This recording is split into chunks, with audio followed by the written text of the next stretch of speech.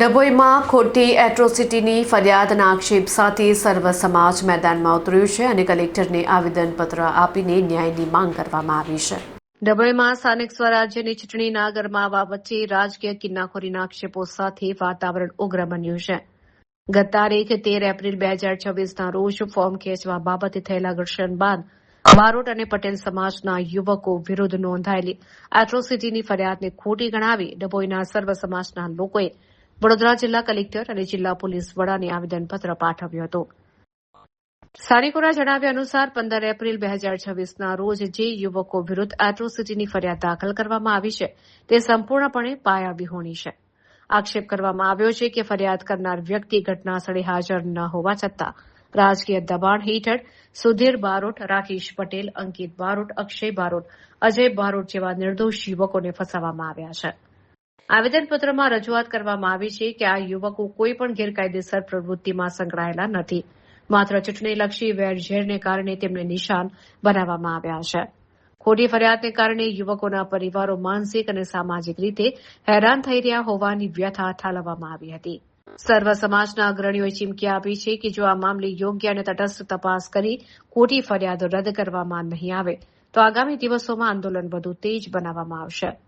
જિલ્લા પોલીસ વડાએ આ મામલે પુરાવાઓની ચકાસણી કરી યોગ્ય તપાસ કરવાની ખાતરી આપી છે. હાલ ડભોઈમાં આ કિસ્સાને લઈને ભારે ચર્ચા જાગી છે. ચાલુ રાખો.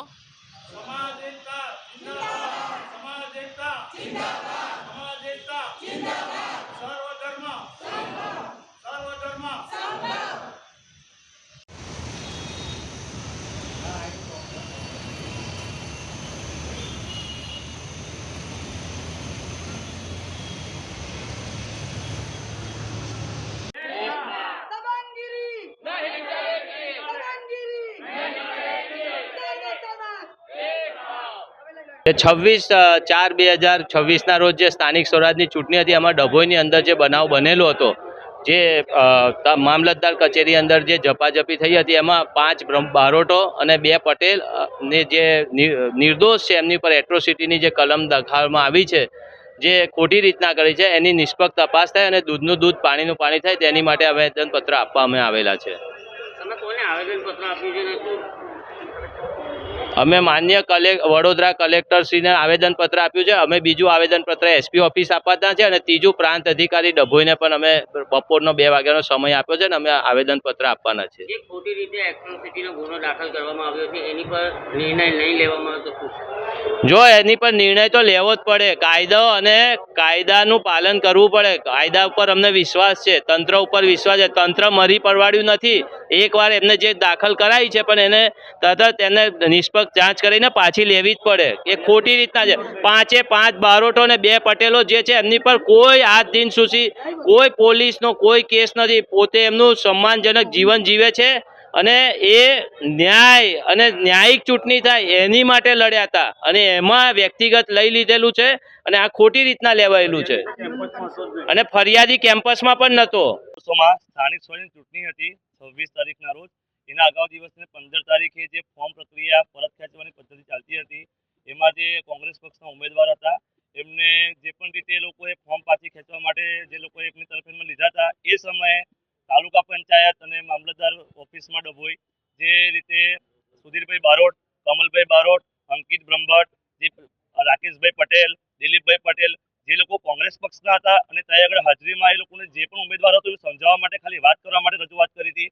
તો ત્યાં આગળ સત્તા પક્ષના લોકો દ્વારા ઘર્ષણ થયું હતું અને એ ઘર્ષણની અંદર ખોટી રીતે એટ્રોસિટીની ફરિયાદ દાખલ કરી છે. જે ખરેખર જેને એટ્રોસિટી કરી છે એ વ્યક્તિ તો હાજરમાં હતો જ નહીં અને એટ્રોસિટી દાખલ થઈ છે. અને એ સમયે જે સમયે ઘર્ષણ થયું એ સમયે 112 ઉપર અમારા તરફથી પણ ફોન કરવામાં આવેલો હતો.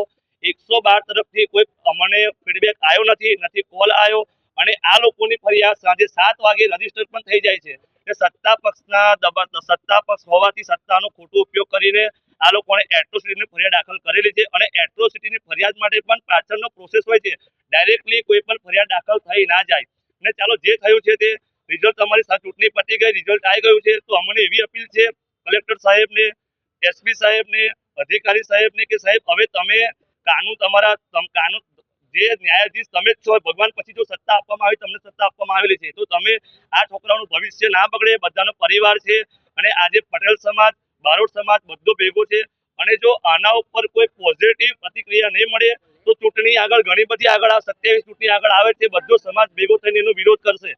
એટલે અમને એક અપીલ કરીએ છીએ કે જે કલેક્ટર સાહેબ છે, અધિકારી સાહેબ, જે પણ અધિકારી છે, મોટા નિમાયેલા સત્તા પાસે રજૂઆત કરીએ છીએ કે સાહેબ, જનતાએ તમને ચૂંટીને લાયેલા છે, તે જ જનતા પર તમે ખોટી રીતે દબાણ ના કરો અને એ લોકોને ધમકાવવાની કોશિશ ના કરો, સત્તાનો ખોટો ઉપયોગ ના કરો. આ છોકરાઓને વહેલી તકે એમના પરિવારને સોંપો, એવી અમારી અપીલ છે. અને આ સમાજ આજે પણ ભેગો છે અને સર્વજ્ઞાતિ સમાજ, કોઈ પણ સમાજ હોય, એ બધા જ આ સમયે ભેગા થઈને ખોટા સામે લડત આપતા આવ્યા છે અને આપશે. બસ મારી અપીલ એટલી છે કે કલેક્ટર સાહેબને